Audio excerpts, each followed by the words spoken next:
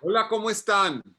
Bienvenidos a Los Danieles. Hoy tenemos un invitado que todo periodista colombiano quisiera tener hoy. Se trata del gobernador de Antioquia, Aníbal Gaviria, y quiero agradecerle primero porque nos permita tener la primicia en Los Danieles de obtener sus primeras declaraciones públicas después de la polémica medida que ordena su detención preventiva dentro de un proceso pues, del que tendremos que hablar mucho. Segundo, porque lo está haciendo a pesar de una circunstancia de salud. Fue sometido a una cirugía odontológica grande y pues sus doctores le habían recomendado que no hablara mucho para facilitar la curación. Entonces vamos a tratar de no excedernos con él, pero sé que queremos oírlo de muchas maneras. Y tercero, porque él quiere mañana, ante otros medios de comunicación, hacer unas declaraciones sobre los detalles jurídicos del caso, por lo cual pues va a reservarse para mañana para ahondar en esos detalles, pero pues hoy vamos a hablar mucho de este tema. Le damos también la bienvenida a Daniel El Malo, que hoy está en silencio y expectante, y nos hizo sufrir mucho con el anuncio de este encuentro en vivo, porque primero invitó a un Zoom multitudinario con los lectores, después desinvitó, después dijo que tenía a alguien, ya casi que no podía decir, yo casi que lo tengo que agarrar del cuello virtualmente para que pudiera contar de qué se trata. ¿Ah? Así es, sí, porque del pelo era más difícil. Pues, señor gobernador, bienvenido. Muchísimas gracias por abrirnos este espacio. Efectivamente, íbamos a tener un Zoom con todos los lectores, un Zoom de esos multitudinarios, hasta 500 personas, que es lo que aloja la plataforma. Pero le agradecemos que a última hora se haya animado a darnos este espacio y entonces posponemos el Zoom para dentro de 8 días. Y bueno, muy bienvenido. Yo creo que empecemos. Mucha gente manda preguntas, mucha gente le está enviando muchísimos mensajes de solidaridad. Y yo quisiera empezar por eso que nos acaba de contar mi colega y tocayo. Usted se entera de la noticia y estaba saliendo de una cirugía. ¿Cómo fue ese momento en el que le coincidieron todas esas cosas? ¿Cómo han sido estos días en términos humanos, pues? Bueno, Daniel, primero que todo a ustedes dos, Daniel Coronel, Daniel Samper, un abrazo, gratitud por permitirme este espacio. Como lo dijo Daniel Coronel claramente, yo le comenté, hombre, estoy como programado para salir mañana a los medios y únicamente pues decidí, como lo dice Daniel Samper, a última hora, dar esta posibilidad también porque considero que no solo es un derecho mío, sino que es una obligación empezar a darle claridad a la opinión pública. Entonces, gracias y aquí estaremos entablando este diálogo hoy y en el futuro cuando ustedes lo quieran nuevamente. Daniel, esto yo creo que la gente lo repite mucho, pero esa es la realidad, hay que decirlo así, esto es una pesadilla.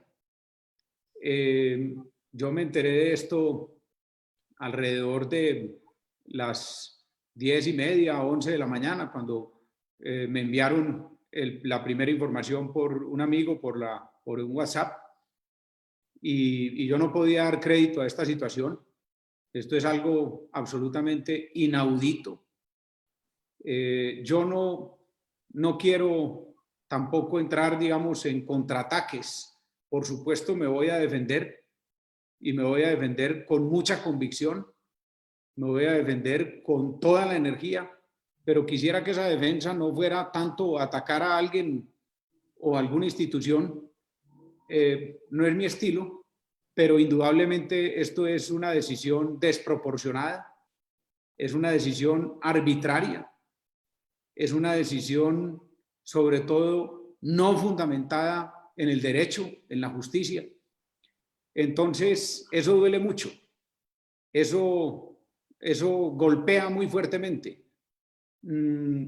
más a una persona que ha abrazado el servicio público como lo he hecho yo, con toda convicción y con toda dedicación. Y esto es un golpe muy duro, Daniel, porque es un tema personal, pero es un tema también familiar. Nosotros somos una familia muy unida. Yo soy un hombre que fundamentalmente me muevo entre mi trabajo y mi familia. El poco tiempo que me deja el trabajo lo dedico a mi familia, a mis hijos, a mis hermanos, a mi madre. Y esto golpea muy duro en el plano familiar, pero aún eso para mí es pasable. Lo más duro es lo institucional. El dolor que a uno le representa esto para la institución Gobernación de Antioquia y en general para el país, porque esto crea desconfianza, esto desinstitucionaliza, esto envía mensajes muy negativos. Y ahí también entonces a esa palabra de pesadilla tendría que unir otra que también se repite mucho, pero que la tengo que decir porque la siento, y es dolor de patria. Porque Aníbal Gaviria pues, es una persona, es pasajera, por supuesto me duele y reacciono a ese dolor, pero me parece que lo más grave es el mensaje negativo que se envía al país. No Gobernador, solo, sí. yo quería preguntarle algo que es evidente. Hay una especie de doble estándar con unos procesos en la fiscalía. Mientras hay unas diligencias citadas para personas que realmente representan una posibilidad clara de obstrucción a la justicia, por ejemplo, personas que están citadas a diligencias para presentarles cargos y dictarles medidas de aseguramiento por soborno de testigos, por manipulación de procesos, por obstrucción a la justicia, esos se aplazan por el coronavirus, por la pandemia y todo. A usted lo llaman a indagatoria en medio del coronavirus en abril, en una diligencia silenciosa de la que no nos enteramos. O sea, la indagatoria se cumplió sin que hubiera un escrutinio público sobre ella, y tengo entendido que a usted no lo atendió siquiera el fiscal delegado ante la corte que lo debía atender. ¿Es así o me equivoco? Sí, la indagatoria la realizó la fiscal asistente, creo que es el nombre del cargo, o digamos que acompaña al fiscal delegado ante la Corte Suprema. Y realmente sí, me parece que fue una indagatoria un poco exótica en medio de la parte más dura de la pandemia. Se realizó en forma virtual. Y le cuento pues que en un momento de la indagatoria la propia fiscal mencionó que ella había tenido que salir prácticamente, digo yo, subrepticiamente, incumpliendo las medidas digamos, de prevención de ese momento para realizar la indagatoria. Aspectos, digamos, yo digo, de detalles circunstanciales, pero que sí demuestran un afán y una intencionalidad que ahora se vino a destapar. Esa rapidez y esa celeridad ahora tiene, pues, digamos, este resultado que a todas luces para nosotros fue completamente sorpresivo. ¿Y por qué cree que sucede? ¿Qué hay detrás? Digamos, ¿cuál es la intención política que puede haber detrás de todo esto? Pues Daniel, yo honradamente para mí es tan sorpresivo esto y tan poco fundamentado en derecho, que a uno le parece que tiene que haber algo detrás, algún interés desconocido, pero yo no le podría decir a usted ni al país hoy que tenga alguna sospecha en ese sentido. Lo que estoy seguro es que esto no tiene una fundamentación jurídica, porque no lo tiene y así lo demostraremos. Pero ¿qué hay detrás? No sabemos. Algunas personas que han conocido la medida dicen que hay una especie de contradicción estructural, porque al mismo tiempo lo acusan a usted de ser determinador de unos hechos y en otros de haber sido negligente vigilándolos. Entonces uno o fue negligente y no los controló o dio la orden de cometerlos, pero las dos cosas no pueden pasar al mismo tiempo. Sí, Daniel, algo que tal vez comentábamos y quiero reiterar es, yo no soy el más amigo de litigar en los medios, se los digo con toda franqueza y con el mayor respeto. Ustedes cumpliendo como cumplen muy bien su oficio, pues buscan ir al meollo de las cosas y al detalle. Yo no creo que pueda entrar en mucho detalle en esta conversación ni en otras, aún con otros medios posteriores, porque mi estilo no ha sido litigar mucho en los medios, por dos razones. Porque considero que se debe litigar en los estrados y en los organismos competentes, y así lo haremos ante la Fiscalía o ante la Corte Suprema de Justicia. Esos son los dos caminos que nos quedan y eso lo estamos definiendo. Y por otra razón, porque yo no soy abogado y entonces no quiero entrar en unos detalles que tal vez no me corresponden ni me competen. Lo entiendo perfectamente, gobernador, pero es cierto que en el mismo documento lo acusan de haber sido el determinador, por decirlo en el lenguaje jurídico antiguo, el autor intelectual por haberle dado la orden a sus subalternos de firmar unos contratos, y en otras lo acusan de no haberlos controlado. Sí, esa es una, Daniel, esa es una de las contradicciones, pero hay muchas otras contradicciones y muchas otras evidentes vacíos en todo el proceso. Voy a comentarles dos o tres para no dejar en punta ese tema. El primer aspecto es que yo estoy completamente orgulloso de las obras que se realizaron bajo esa contratación. Primero, y eso no lo voy a negar nunca, ni lo voy a ocultar, el puente que se construyó sobre el río Nechí y que unió al Bagre con todo el Bajo Cauca, es la obra más importante en la historia de ese municipio, y así lo reconocen todos los habitantes del municipio, los, como se dice, tirios y troyanos, los de un lado y los del otro, cualquiera. Pero no solo estoy orgulloso de las obras, sino del proceso, de la contratación. Allí no hay ningún delito, allí no hay ninguna penalidad. Pero lo digo para ser franco en una situación, y es porque quiero resaltar el trabajo que hicieron los equipos, la secretaria de Infraestructura y todos los que desarrollaron el contrato y la obra. Pero mire que esto es tan absurdo que yo ni siquiera firmé ni el contrato de la Troncal de La Paz, ni los contratos de adición. Yo no firmé ninguno de esos documentos. Ahora, la norma dice que aún sin la firma, pues usted como suprema autoridad administrativa del departamento es responsable, aunque no haya firmado. Pero yo, además, para hacerle seguimiento a esa delegación que hice no solo en la Secretaría de Infraestructura, sino a esa delegación que hice en todos los demás secretarios y que no hice yo como gobernador, sino que ha hecho tradicionalmente la gobernación de Antioquia, porque son decenas de miles de contratos los que hace la gobernación de Antioquia en esos 4 años. Y sería imposible que los dirigiera y los coordinara directamente el gobernador. Entonces, para eso están los secretarios. Pero adicionalmente, instituimos un comité de apoyo a la contratación, conformado por un grupo de secretarios y de personas de la mayor categoría para que asesorara y acompañara la contratación. Entonces, ni el gobernador Aníbal firmó, ni se delegó sin tener un seguimiento, porque se hizo el seguimiento que hice yo directamente, pero también lo hizo el comité de contratación.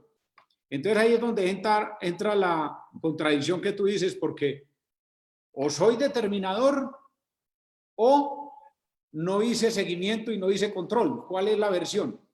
Ahora, la secretaria de Infraestructura y todos los demás funcionarios que participaron en la contratación han testificado en el proceso, por supuesto con toda lógica, que ellos asumieron esa contratación y que yo de ninguna manera fue determinador, sino que hice el acompañamiento que tenía que hacer a la obra en mi obligación como gobernador, como el acompañamiento que hice a todas las demás en los diferentes frentes.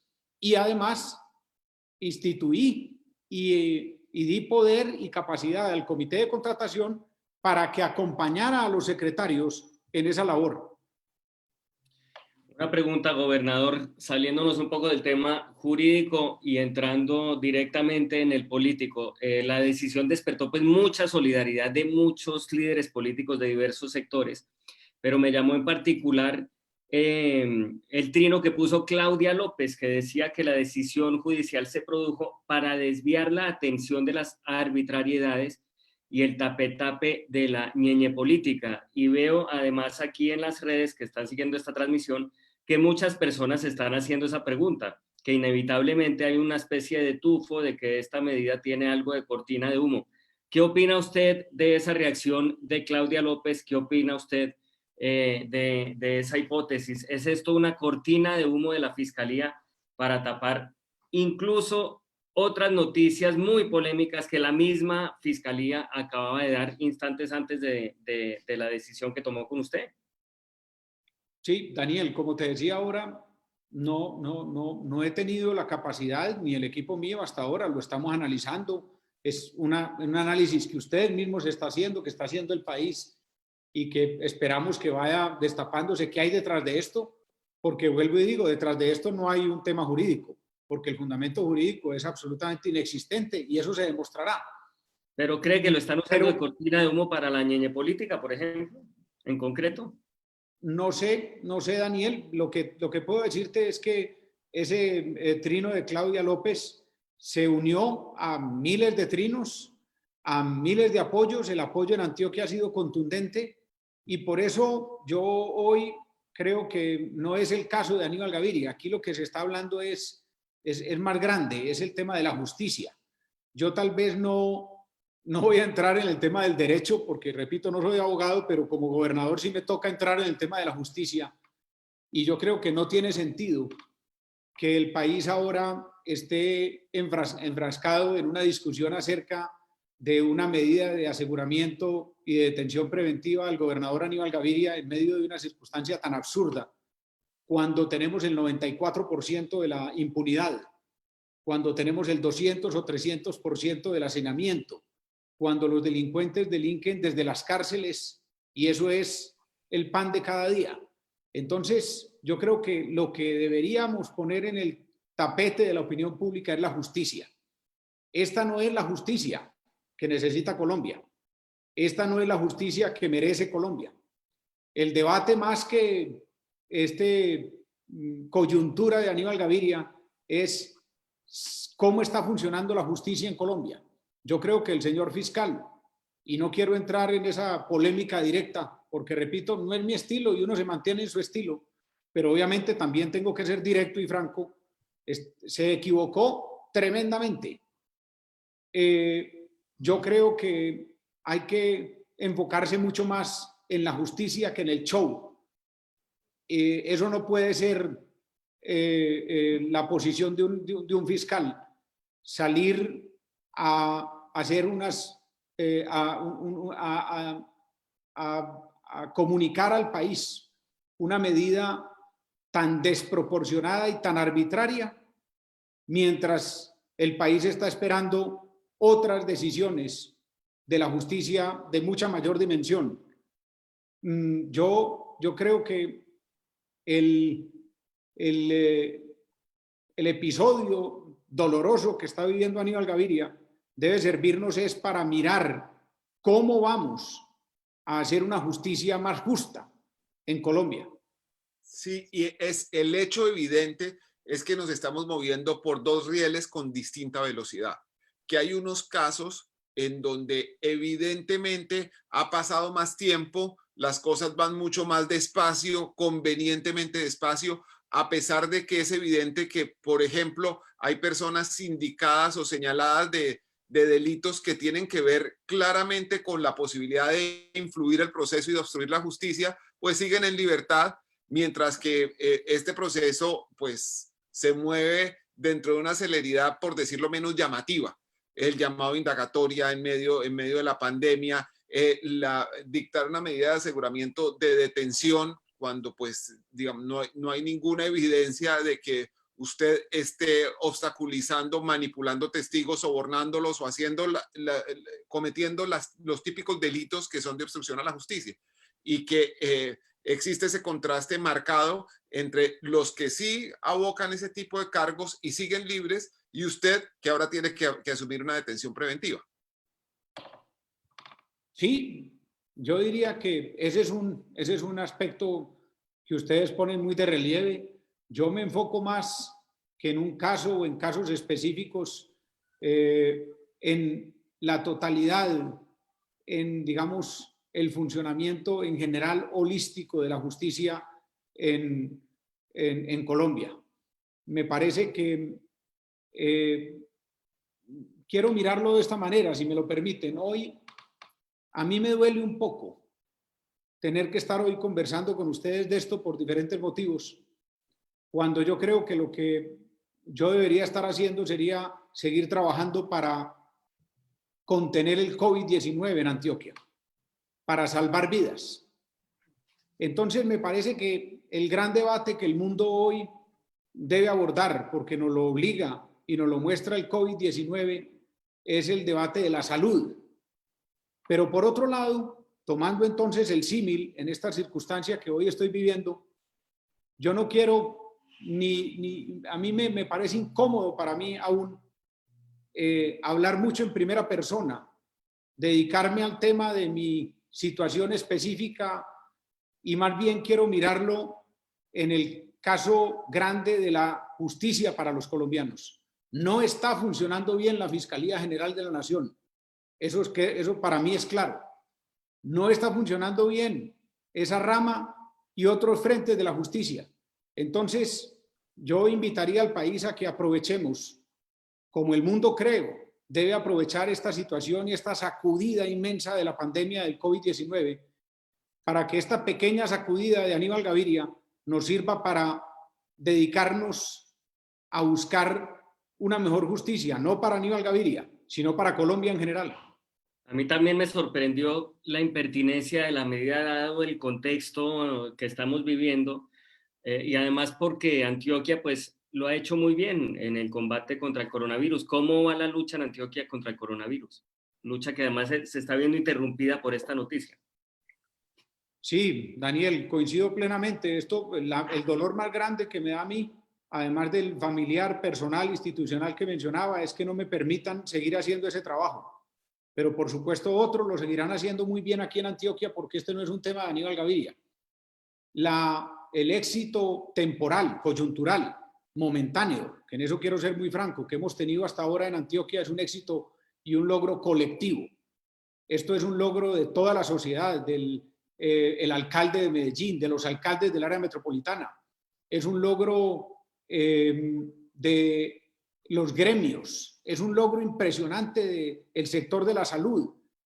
Daniel, nosotros hoy tenemos 10 fallecimientos. A mí cualquier muerte que se pueda evitar me produce un golpe muy fuerte porque ese es la gran obsesión de mi vida, la lucha por la vida y por la equidad. Pero hay que reconocer que 10 fallecimientos en más de 1.500 infectados que hemos tenido en Antioquia representan menos de un 0.07%, de un 0.7%, es decir, menos de un 1%. Eso es una tasa de fallecimientos menor a la que ha tenido prácticamente todos los países del mundo. Y es un logro, repito, colectivo. Me da dolor que no me permitan seguir comandando ese equipo, pero aquí lo seguirán haciendo todos los demás. Y espero que esos resultados puedan seguir manteniéndose en una batalla que por demás es muy larga y muy dura. Yo he sostenido que apenas llevamos 4 kilómetros de una maratón, que son 42 kilómetros, llevamos el 10%, nos falta más del 90%, y viene lo más duro, porque hay que mantener la contención y avanzar también en la reactivación de la economía. Entonces, no dejo de reconocerte que es una frustración, repito, no poder enfocarle toda mi energía a ese propósito, pero aquí queda ese tema bien cubierto por toda una institucionalidad muy robusta. Gobernador, usualmente hacemos de este espacio un lugar para poder hacer comentarios acerca de las columnas, las leemos, las comentamos y hoy aprovechando su presencia lo vamos a hacer también. Primero va a leer Daniel El Malo la suya, la comentamos, después la mía y después cerramos leyendo conjuntamente la de Daniel Samper Pizano. Y también haciéndole una pregunta a usted para concluir esta conversación. Le agradecemos mucho que esté con nosotros. Daniel, si quieres empezamos. Mi columna se llama Cosas que ayudan a Petro y tiene al final que ver con nuestro tema y nuestro invitado. Bueno, nació, ustedes lo vieron en el Zoom de hace 8 días cuando invitamos a Gustavo Petro. Dice así: tras una amable charla con Gustavo Petro, cálida y divertida como los pantalones de pijama con que atendió el encuentro por Zoom, recibí un correo que llamó mi atención. Y como lo cortés no quita lo valiente, me despedí de los pantalones de pijama con fina cortesía y me ocupé valientemente de lo que revelaba.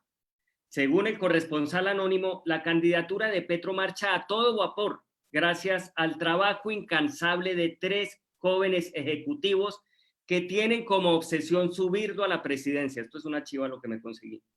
Constituyen su primer anillo de trabajo, el Sanedrín que lo llevará a la Casa de Nariño en un viaje que, a diferencia del de La Habana, no parece tener regreso. No se trata de muchachos de la Nacho, de pelo largo y mochila tejida, entre otros clichés, no. La estrategia es mucho más sofisticada.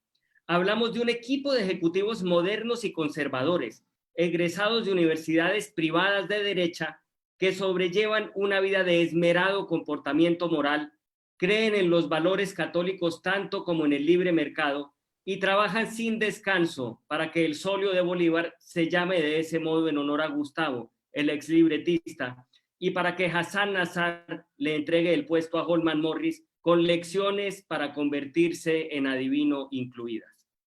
Imaginaba a Petro montado en las camionetas compradas por Duque, todavía olorosas a nuevo y a chitos, mientras escribía en su cuenta de Twitter frenéticos trinos sin puntuación con las ideas que se le ocurrían en el camino, y las dudas se me agolpaban en la cabeza. ¿Cómo será el gobierno de la Colombia humana? ¿Renunciarán los ministros al tercer mes, como cuando era alcalde? ¿Convocará una constituyente para refundar la patria él también? ¿Utilizará a Ecopetrol de caja menor o la redireccionará hacia la siembra de aguacates?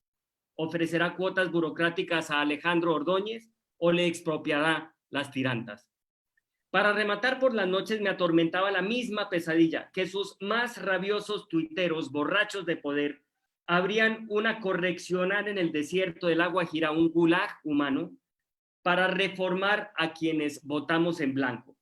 En la enorme cantera abierta, nos obligaban a forjar acero a golpes de martillo para el metro subterráneo de Bogotá. Claudia López levantaba en una carretilla piedras tan grandes como las que se le vuelan por culpa del exalcalde. Jorge Enrique Robledo, descamisado, echaba pica como antes labia y caía exhausto. Sergio Fajardo, rapado a ras de cráneo, empujaba rocas del tamaño de ballenas mientras susurraba se puede, para darse ánimo. Yo observaba en silencio los vejámenes contra Humberto de la Calle, condenado al trabajo forzado de corregir gramaticalmente los trinos del gran líder, hasta que no soportaba tanta ignominia.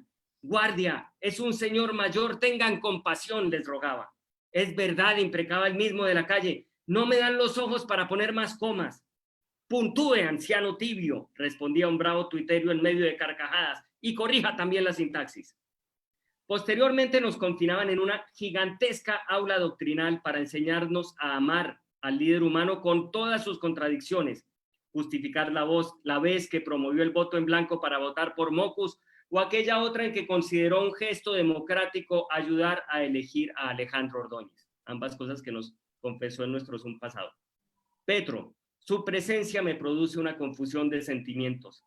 Noto su brillantez, aplaudo su apertura, me ilusiona imaginar que luchará contra los clanes familiares de la política con ayuda de su hijo Nicolás, a quien hizo elegir como diputado. Pero a veces me entrego a un mar de desconfianza tan grande como su mismo ego.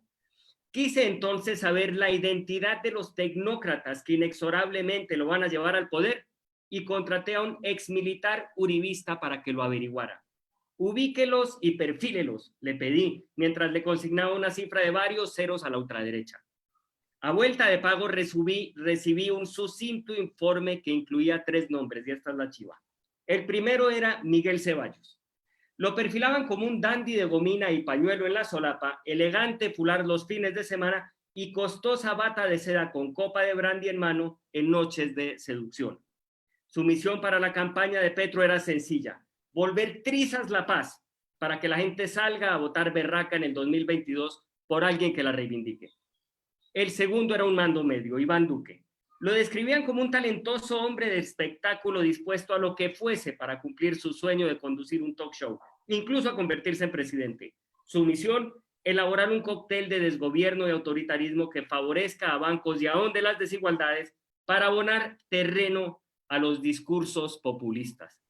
Y el jefe de la cuadrilla, Francisco Barbosa, joven abogado con un extraordinario concepto sobre sí mismo, convirtió a la Fiscalía en policía política, con la misión de perseguir a los opositores, hundir la ñeñe política para enardecer a los ánimos y a la vez acosar de modo vulgar al mismo Petro con el fin de despertar solidaridad en torno a él. Este, pues, es el Sanedrín de Petro, el San Petrín. Con esa sofisticada estrategia, lograrán que quienes dispersaron fuerzas independientes con su voto en blanco terminen quizás apoyándolo. Basta con abrir los ojos para darse cuenta de eso, como Humberto de la Calle cuando corrija los trinos del amado líder. Esa era mi columna de hoy, a la cual le hice reportería hace 8 días en nuestro Zoom. Gobernador, y en estas conversaciones, en este punto se invierten los papeles. Y es usted el que puede preguntarle al columnista Daniel El Malo Sampero Espina lo que usted considere. A ver, hombre, y después de Daniel Coronel lee la columna suya. Exacto. Y después vemos la de Daniel Samper Pizano entre los dos. Y al final despertamos al invitado. ¿También le hago pregunta a Daniel Coronel o no? También, sí señor. Muy bien, entonces le voy a pedir una licencia. Lea la suya y le hago la pregunta a los dos. Fregado, muy bien. Entonces, a ver, listo. Entonces voy a leer la mía que se llama El Autofiscal. Y tiene que ver con la fiscalía de la que también habló Daniel el Malo y de la que también hablará Daniel el Padre. Pero el autofiscal pues muestra, digamos, toda esta chapucería en la justicia, en las tareas de la fiscalía, porque un sindicado de unos hechos delictivos termina siendo comisionado por la Fiscalía General para investigarse él mismo, para investigar su propio caso. La historia es increíble, se llama El Autofiscal. Un fiscal señalado de participar en una extorsión recibió hace 3 semanas el encargo de investigar los mismos hechos delictivos en los que presuntamente está implicado. El fiscal, que es el segundo delegado ante el Gaula en Manizales, tendrá que investigarse a sí mismo. La perentoria instrucción le llegó de la Fiscalía en Bogotá. La historia parece sacada de una película. Todo empezó el año pasado en la campaña para elecciones locales. El candidato a la alcaldía de la Merced Caldas, Jonathan Manuel Vázquez Duque, fue capturado el 2 de octubre de 2019 acusado de haber sido el determinador, es decir, el autor intelectual de varios asesinatos ejecutados por paramilitares del Frente Cacique Pipintá. Vázquez terminó con sus huesos en la cárcel La Blanca de Manizales, donde también está recluido el paramilitar Oscar Guillermo Sánchez Múnera, alias Don Mario. De acuerdo con la denuncia de Vázquez, Don Mario le dijo que sabía que estaba preso injustamente y por cuenta de los testimonios de unos paramilitares que controlaba su patrón, Fabio César Mejía Correa, jefe del Frente de Guerra Cacique Pipintá y conocido con el alias de Jonathan. Don Mario le aseguró que así como ellos lo habían metido en la cárcel, tenían la fórmula para sacarlo y que hablaría con alias Jonathan aprovechando un permiso que tenía para salir del centro de reclusión por 72 horas. Una semana después, lo buscó para anunciarle que un emisario vendría a hablar con él. Vázquez, a quien llamaremos en adelante solamente por su apellido para evitar confusiones con alias Jonathan, resultó elegido alcalde de la Merced en las votaciones del 27 de octubre, a pesar de estar detenido. El miércoles 6 de noviembre de 2019, le dijeron que una visita lo esperaba en los cubículos de la prisión. Se sorprendió porque ese día no estaba esperando ni a su defensor ni a nadie.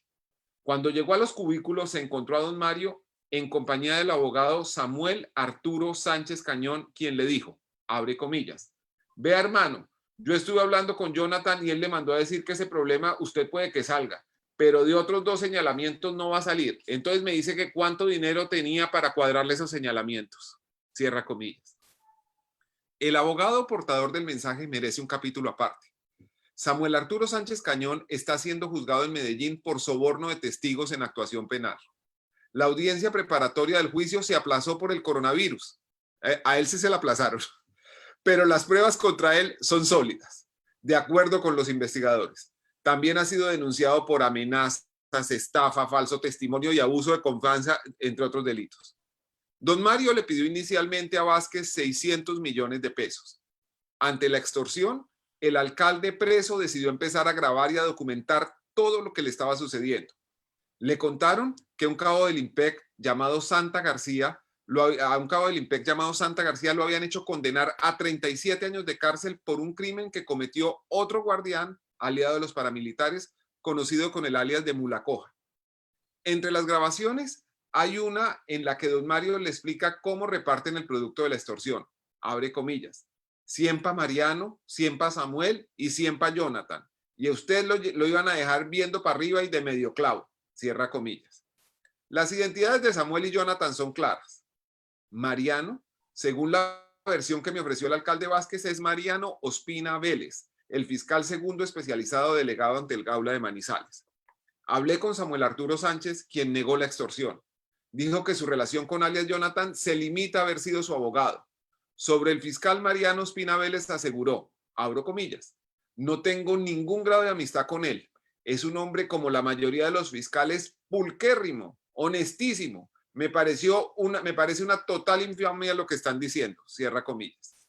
El alcalde Vázquez salió de la cárcel hace unos días, aunque continúa con unos procesos pendientes. Lo primero que hizo fue enviar a la Fiscalía General en Bogotá las grabaciones con las pruebas de la extorsión y las transcripciones de esas grabaciones, confiando en que alguien imparcial evaluaría el caso. Hace unos días recibió copia de la carta enviada por el Grupo de Intervención Temprana de Denuncias de la Fiscalía. La comunicación está dirigida al doctor fiscal delegado número 2, Unidad Especializada del Gaula, es decir, a Mariano Ospina Vélez. Le informan que debe hacerse cargo de la investigación por la extorsión a Vélez, comillas, por cuanto le correspondió por asignación automática a esa delegada, cierra comillas. Nada les va a pasar a los paramilitares Jonathan y don Mario, ni al cuestionado abogado Samuel Arturo Sánchez, ni al pulquérrimo fiscal Mariano Ospina Vélez. En cambio, al alcalde Vázquez, que se atrevió a denunciar, más le vale que se ande con cuidadito. Esa es la columna. Qué horror. Bueno, lo cambia. Entonces la palabra es tuya. Yo creo que esto ya es la última parte de la conversación hoy. No, es la penúltima porque después viene la lectura de la de Daniel Samper Pisano y ahí le hacemos la última pregunta. Así es que cualquier cosa que nos pregunte ahora, nosotros tenemos la oportunidad de desquitarnos al final. Muy bien, entonces yo, en ese orden de ideas, ustedes me ponen a mí en la labor de ustedes. Exacto. Yo los voy a poner en la labor mía. Y es, hombre, con todo el cariño y con todo el amor por este país, que sé que compartimos desde distintos frentes, hemos coincidido y coincidimos en algo que no es para nada alegre, sino doloroso, y es que no está funcionando bien la Fiscalía General de la Nación. ¿Qué harían ustedes para que funcionara bien la Fiscalía General de la Nación en Colombia? Pregunta para Daniel el Malo.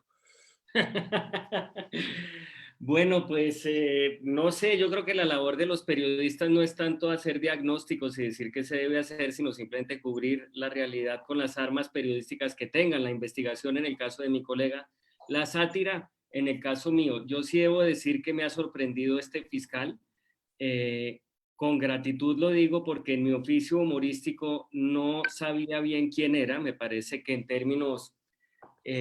¿cómo decirlo sin que suene un poco despectivo? En términos como profesionales y de trayectoria, es un hombre muy joven, es un poco un advenedizo en estos asuntos, entonces no sabía bien quién era, pero para un columnista de sátira sé que va a ser beneficioso una figura como la de él, porque va a inspirar muchas columnas, lo digo además con dolor de patria, como dice usted, pero reconociendo que vamos a tener fiscal, al menos los caricaturistas, para podernos ocupar de su talante y de las decisiones que está tomando, a mi juicio apresuradas, a mi juicio con un tufillo político pues bueno, que servirá de munición humorística al menos para quienes tenemos que hacer esa labor. No sé ahora mi colega qué dice.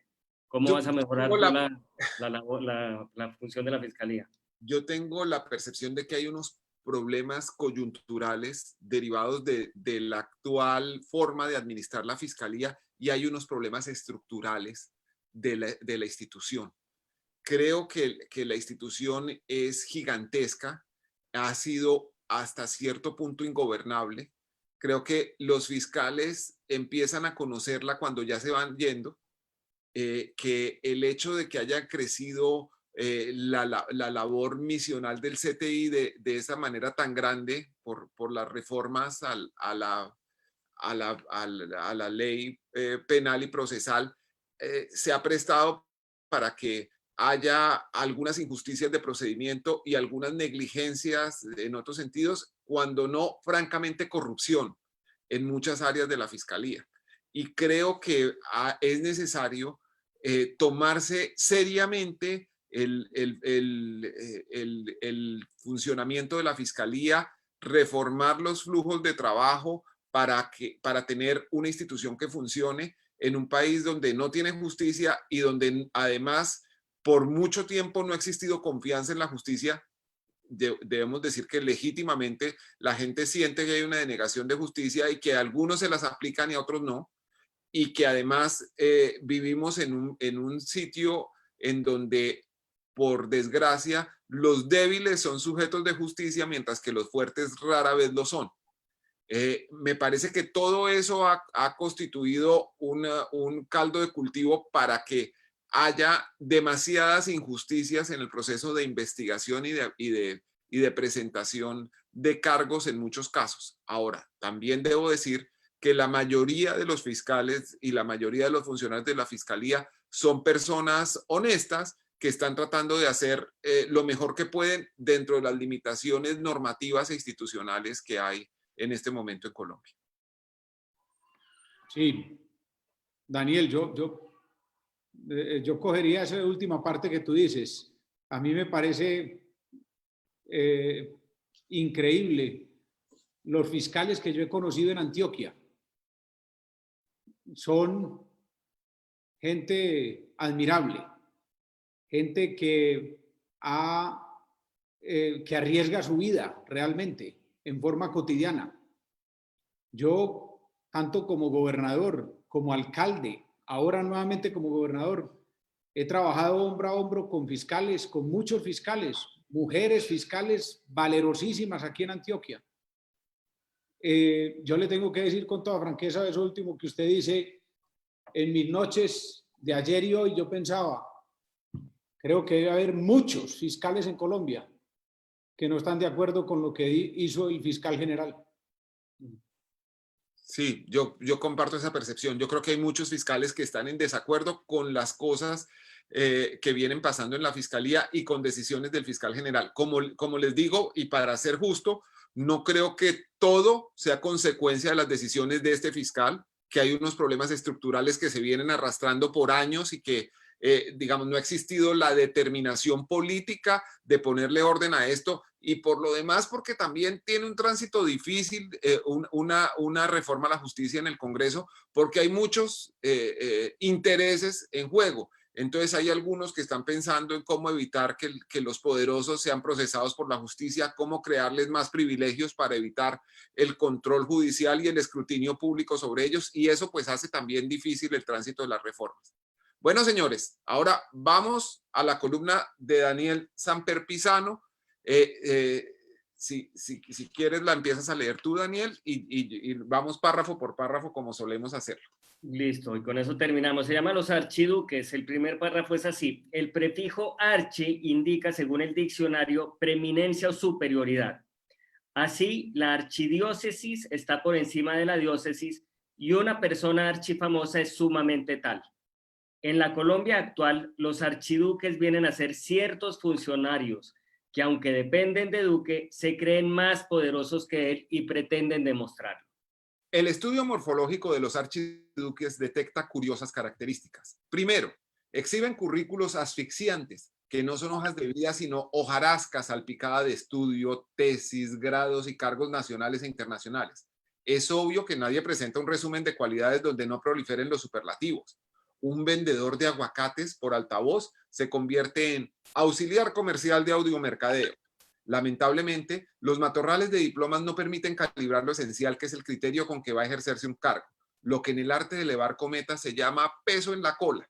Segunda, en varios de estos currículos se asoma la muy conservadora Universidad Sergio Arboleda, alma mater del presidente Duque, que marca la tendencia reaccionaria del clan y explica la rasquiña religiosa que los lleva a invocar al amparo el amparo de vírgenes y santos. Tercera característica, la plana mayor del Estado ha sido copada por un parche de amigos de Duque con discípulos suyos o compadres de antigua data. ¡Viva la amistad! No hay como los amigos para festejar, celebrar, jugar, condolecerse o hacer travesuras. Pero los cargos de manejo de una nación no son una parranda fraterna, sino algo mucho más digno y complicado.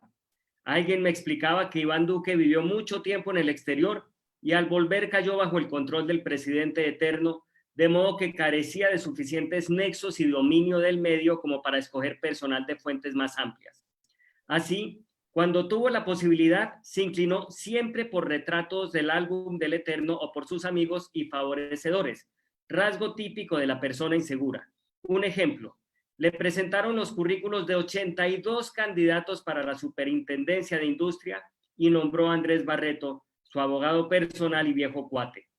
Otros funcionarios recomendados o heredados son figuras peculiares. Algunos callan o leen como la canciller.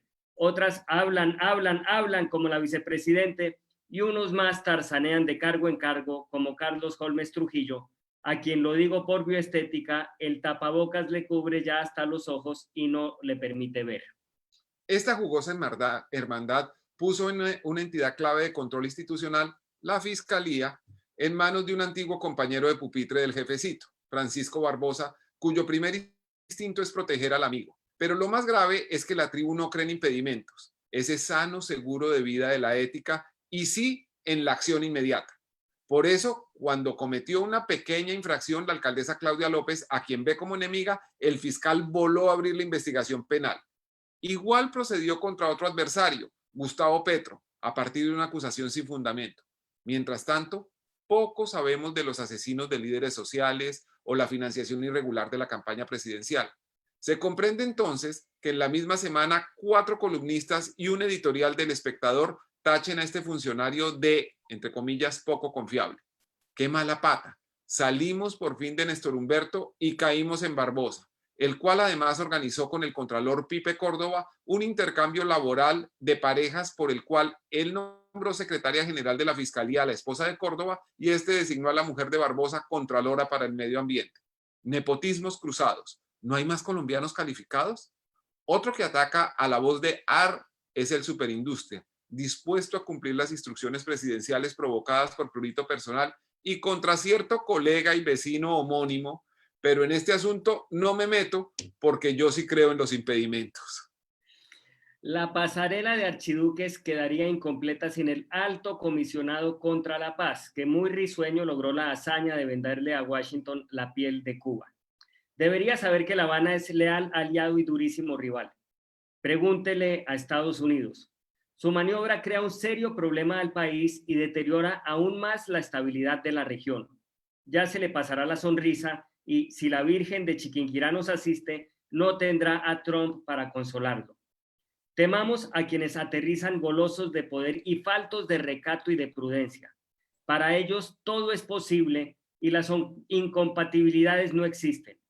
Tuvimos un anticipo de la laxitud oficial cuando el nuevo jefe del ejército debutó con una elegía a Popeye sin que su superior, el presidente, se atreviera a reprenderlo. Ahí se vio la peligrosa elasticidad del caucho que ahora elevó al hijo de Jorge 40 al rango de vocero de víctimas. La columna tiene unas esquirlas que dice: reconozco los esfuerzos del gobierno por afrontar el tsunami del virus. Lástima que el asesor de Teleduque haya hecho de este programa un espacio acrítico con 20% de información y 80% de propaganda y mutuos elogios. Cuando don Iván anuncia una pedagogía, ya sabemos que está próximo a desgajarse otro duchazo laudatorio. Lo terrible es que pocos minutos después, los noticieros volcarán toneladas de realidad sobre el jardín florido. Esa es la columna de Daniel Samper Pisano que ustedes pueden disfrutar y repasar en losdanieles.com. Señor gobernador, le voy a hacer una pregunta para que antes de despedirnos. Usted ha dicho que no quiere escudarse su responsabilidad en el hecho de que otros funcionarios firmaron. Ha dicho que usted respalda lo que hicieron esos funcionarios, que piensa que está bien hecho, y ha dicho que está orgulloso de las obras por las cuales lo están procesando y le dictaron medidas de aseguramiento. ¿Hay algo de lo que usted esté arrepentido que haría de una forma distinta si hoy fuera ayer? En ese caso específico, se lo digo con toda franqueza, no, absolutamente no. Todo se hizo limpio por mi parte y todo se hizo limpiamente por parte de mis funcionarios. Y eso va a quedar claro. Ahora, en una forma general, hombre, claro que yo sí seguramente me he equivocado en muchas cosas, en la gobernación, en la alcaldía, pero como se dice coloquialmente, se lo digo al país con franqueza. Yo puedo haber metido las patas, pero nunca las manos. Voy a mirar siempre de frente a los antioqueños y a los colombianos. Yo no tengo rabo de paja. Conmigo sí se equivocan. Ok. Yo le tengo una pregunta de cierre, gobernador. Pues hemos visto, o algunos creemos, que la decisión que tomaron contra usted, primero, tiene un rasero distinto a lo que ha sucedido con otros procesos. Segundo, sucedió en plena pandemia, además. Yo quisiera que usted le enviara un mensaje a las personas que lo eligieron, porque de alguna manera se están quedando también ellas sin representación después de esta medida. Daniel, eso me da la oportunidad de dos cosas, creo. Tengo que enviarle un mensaje a las personas que me eligieron y a todos los antioqueños, lo voy a hacer, pero antes de ese, a tantas personas que me han expresado la solidaridad, instituciones, dirigentes, gremios, medios, ciudadanos del común, antioqueños, personas del exterior. Eso me compromete muchísimo más con seguir sirviendo a mi gente, seguir sirviendo a mi país, seguir sirviendo a mi departamento. Este escollo doloroso no me va a quitar a mí y no me va a alejar de un lema que nosotros hemos tenido en nuestro gobierno que se llama la alegría de servir. Para mí servir es un privilegio y una alegría y eso no me lo van a quitar. Y frente a los que me eligieron, voy a hacerle un comentario también un poco de tipo, digamos, de filosofía jurídica. Que repito, lo hago tal vez en una forma un poco intrépida porque no soy abogado, pero yo también me pregunto en estos momentos hasta qué punto un gobernador elegido popularmente como Aníbal Gaviria, con más de 850,000 votos, puede ser alejado de su cargo en una forma tan arbitraria y tan improcedente. Yo creo que ese es un tema que además se tendrá que revisar en el futuro, porque permite precisamente que haya arbitrariedades de tipo político sin fundamento jurídico. Entonces a los antioqueños les envío el mensaje ese que de alguna manera decía ahora y vuelvo y repito, pueden confiar en Aníbal Gaviria, como han confiado 3 veces con su voto, y pueden estar absolutamente confiados de que jurídicamente saldrá adelante. Pero además, aprovecho para enviarle un mensaje de esperanza al país en el término de los 2 elementos grandes de los que he tratado de hablar hoy con ustedes. La salud, es decir, vamos a salir adelante del tema del COVID-19 en Antioquia y en el país. Y en la justicia, yo saldré adelante y eso demostrará que sí hay justicia, aunque ha habido hasta ahora injusticia. Bueno, dice el gobernador de Antioquia, Aníbal Gaviria, hablando por primera vez desde la medida de aseguramiento en su contra, aquí en Los Danieles. Ustedes lo vieron acá. No me arrepiento de nada. Estoy orgulloso de las obras. alguna vez puedo meter las patas, pero jamás las manos. Unas declaraciones que seguramente harán titulares en las próximas horas. Muchas gracias al gobernador por habernos acompañado. Muchas gracias a ustedes por acompañarnos cada semana. Estos son los Danieles, columnas sin techo, pero con lectores y con la protección de todos ustedes para quien seguimos trabajando. Daniel, ¿algo que agregar? Nada, un abrazo muy grande. Nos vemos en 8 días con el Zoom colectivo, invitando a todos los lectores. Millones de gracias, gobernador. Muchísima suerte en todo lo que viene. Saludes a su familia y fortaleza. Bueno. Un abrazo. Muchas gracias a ustedes. Daniel, columnas sin techo. Nos vemos en una semana.